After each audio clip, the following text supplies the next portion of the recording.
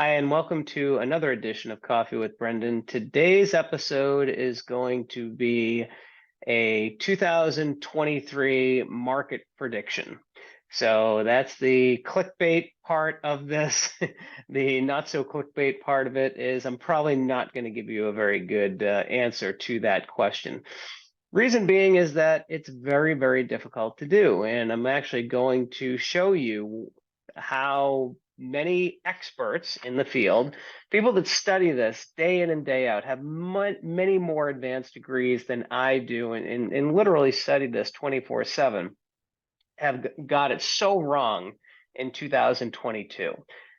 So when clients ask me that question, I kind of chuckle and, I talk about what I think could potentially happen, but I always add a caveat to that, simply saying that you never know what that next thing is going to be that's going to throw the market off. So as we were sitting here, January of 2022, we had no idea that inflation was going to be as sticky as it is. We had no idea that Russia would invade Ukraine. We had no idea that China was going to stick to their zero COVID policy and continue to tie up the supply chain in the United States. And as a result, the market dropped about 18% in 2022. So let's share some pictures and we can kind of take a look at the tail of the tape. So this is pretty much what the market did. It started the year off really nicely, at 4,700, but then, had its fits and spurts, came back a little bit at right around March of last year, then bottomed out in June, came back in July, bottomed out again in September, November, went up again, and then kind of pittered out at the end of 2022, ending at about 38 to 3,900. So not a good year for the market. As I said, about an 18% loss. So let's take a look at how some of the experts thought things were going to turn out. So let's turn our attention to our friends at LPL. And please don't take this as me beating up on LPL. I'm just showing you what I showed you already, probably about a year ago. They do release a forecast of what the following year is going to look like, and this is what they came up with last year. So the market, remember, finished in the 3,800s.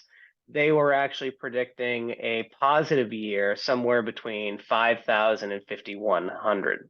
Of course, what they have here is based on economic forecasts may not develop as predicted. And then obviously they're talking about earnings per share, and that's where they come up with their number.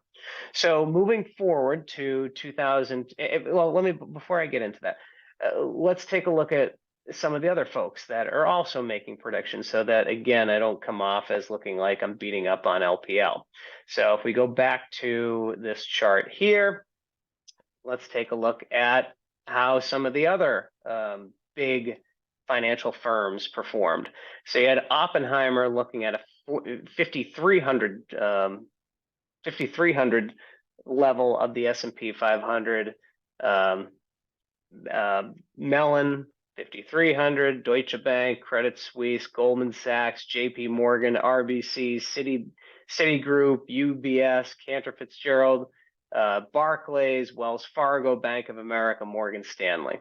So all of these guys, all the big banks, no one came close to that 3,800. They certainly did a little bit better than LPL did, to be blunt about it. But at the end of the day, many of them, well, all the ones that I'm showing on this chart here, vastly overestimated how well the S&P 500 would do.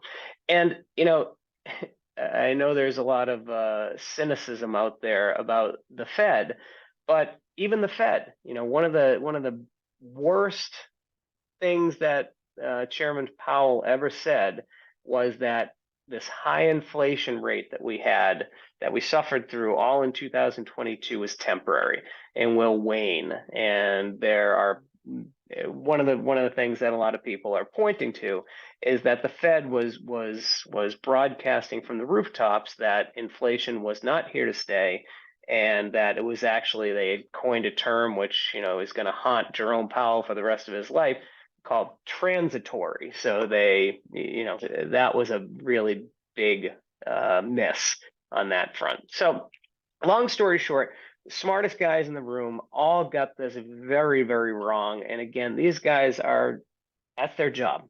That's their only job, is to watch the markets and know better than the average investor. And as we saw, many of them underperformed on that.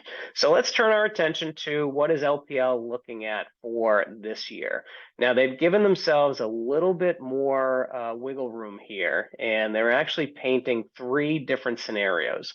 So they have a bear case where inflation remains high, inflation or interest rates stay high, the Federal Reserve continues to tighten, in other words, continues to raise interest rates. Long story short, they're looking at a drop in the market if that were to be the case. But they're only given about about a 15% chance. What their base case, what they're thinking with 60% confidence, is that the market actually goes up to 43.20. And then they're also putting out their 25% case that we do have that soft landing, that interest rates fall faster than expected, and ultimately we end up at that 5,100 mark that they had forecast in 2022. If you were to take everything into consideration, we're looking at a target of about 4,400 to 4,500.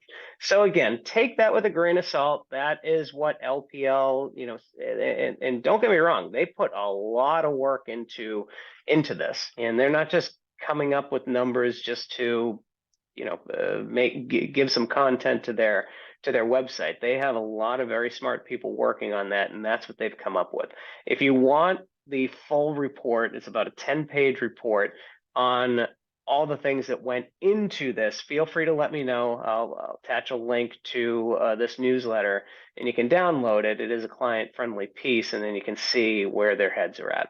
So again, I wish I could give you a better answer than I don't know. Your guess is as good as mine. But historically speaking, as we know, the market has always come back. I'm not sticking my neck out at all on that one. It's just it's historical data.